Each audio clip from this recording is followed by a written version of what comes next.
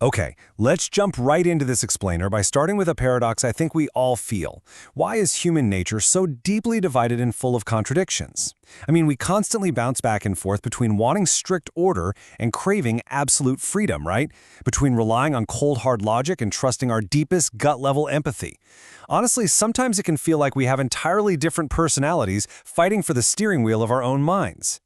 Instead of leaning on conventional psychology to figure this out, we are going to explore a vast, incredibly detailed mythological text called The Five Dominant Races.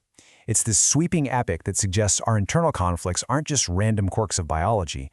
Actually, they're echoes of ancient cosmic lineages. According to this mythos, the contradictions inside you are literally the exact same conflicts that once spanned the stars. Now, what's super interesting here is that this entire mythos isn't framed as just some sci-fi history lesson. It's meant to be a mirror reflecting the 5 fundamental ways consciousness actually interacts with reality. The text argues that the universe experiences itself through 5 distinct lenses: order, life, synthesis, power, and information. So these aren't just alien species in a cool story, they are the literal blueprints of how our minds operate. Section 1. The Cosmic Archetypes, mapping the 5 lineages. We're going to explore 5 completely distinct modes of existence that, according to the text, eventually seeded the human genome. And as we go through them, I want you to see which of these drives you recognize in your own life. We've got the Atlanteans, the Earthlings, the Indos, the Tall Whites, and the Greys. Each of these lineages has a primary drive that shapes absolutely everything about them, from their technology to their worldview. But to really grasp how they work, we need to pair them up and see exactly how their philosophies clash. Section 2. Masters of Order and Logic, the Atlanteans and the Greys.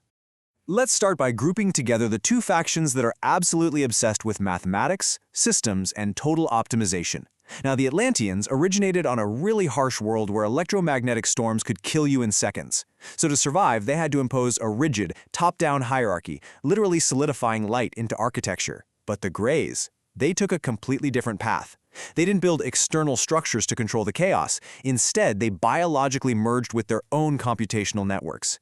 They became a distributed superintelligence, essentially turning consciousness itself into one vast, hyper-efficient information processing system.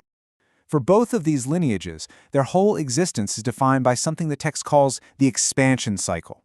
It's this eternal, restless pursuit of understanding a system perfectly, mastering it, only to immediately discover a larger, way more complex system that now needs to be optimized all over again.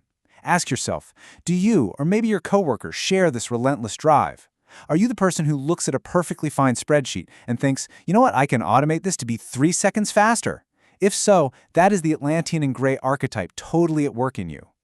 But here is the crucial point. Their greatest strength literally became their fatal flaw. Their total obsession with perfect order made them dangerously blind to the value of mystery, freedom, and, well, beautiful inefficiency. The Atlanteans just assumed their hierarchical perspective made them superior, so they'd often force their guidance onto other races who absolutely didn't want it. And the Greys viewed things like art, deep emotion, or spontaneous joy as just mathematical inefficiencies that needed to be pruned away. When order becomes your only god, anything that doesn't fit the spreadsheet just looks like an error.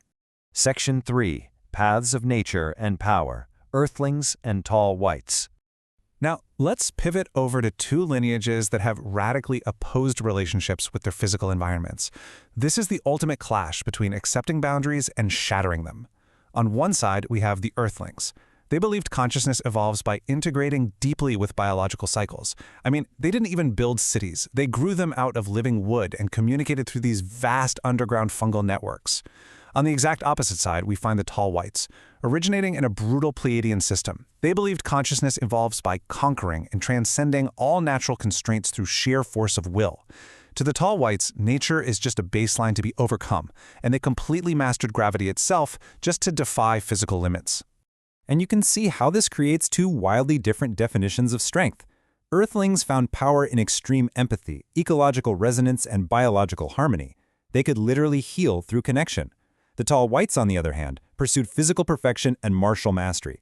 They pushed their bodies to impossible limits, viewing every single weakness as a challenge that just had to be absolutely crushed. But, of course, both of these paths have deep shadows. Do you ever find yourself romanticizing nature and peace so much that you become passive and just avoid necessary conflict? Well, that's the Earthling shadow, a dangerous naivete to real power dynamics. Or conversely, are you the type who pushes yourself so ruthlessly for self-improvement that you burn out, unable to ever just rest and accept your limits? That is the tall white shadow right there, the obsession with dominance and the terrifying inability to simply say enough. Section 4. The Multidimensional Diplomats, the Indo. Trapped right in the middle of these massive cosmic contradictions were the Indo. They operated on a really fascinating philosophy called nested reality. This is the incredibly sophisticated understanding that multiple, completely contradictory truths can actually exist simultaneously at different levels of analysis. Using sacred geometry and harmonic technology, the Indo could literally perceive the logic of all the other races at the exact same time. This made them the ultimate cosmic mediators. So, when conflicts inevitably arose, the Indo stepped right in. They attempted to bridge the rigid Atlantean hierarchies with the organic Earthling networks.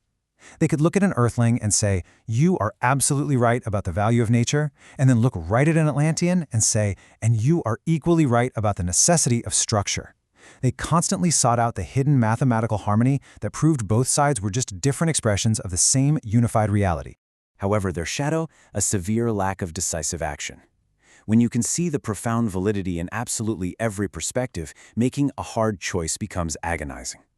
When danger loomed in the mythos, the Indo's tendency to say, well, everyone has a point, actually proved to be a pretty dangerous form of spiritual bypassing, because sometimes integration just isn't possible, and taking a firm stand is absolutely required.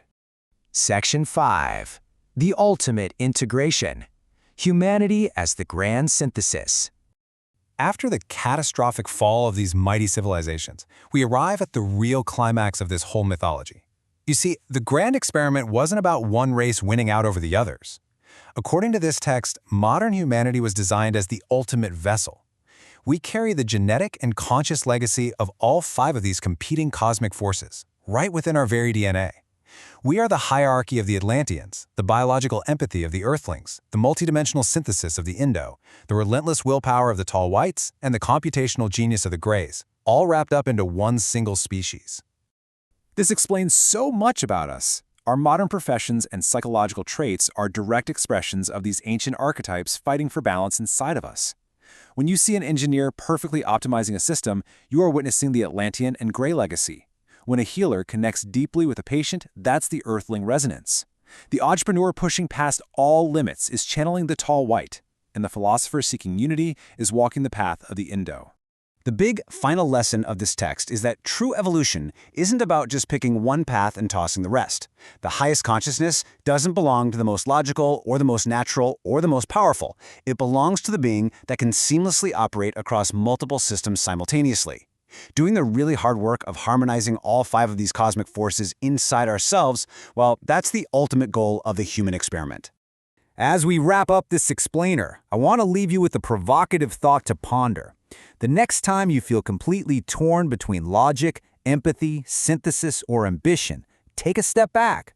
Recognize the ancient cosmic forces playing out in your own mind. Which of these lineages is sitting in your driver's seat right now?